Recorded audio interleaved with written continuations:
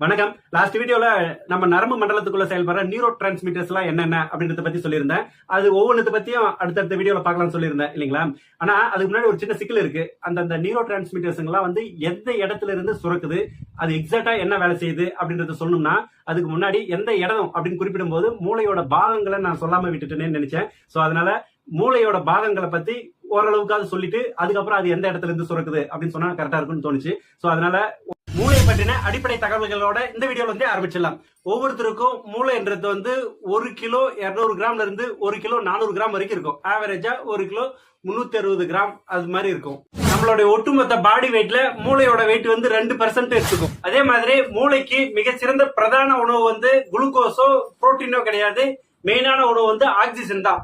ஒட்டுமொத்த நம்ம உடலுக்கு தேவையான ஆக்சிஜன்ல 20% வெறும் மூளை மட்டுமே எடுத்துக்கும். இன்னும் மூளை சம்பந்தமான பாட்டுகளை அடுத்த வீடியோல பார்ப்போம். நன்றி.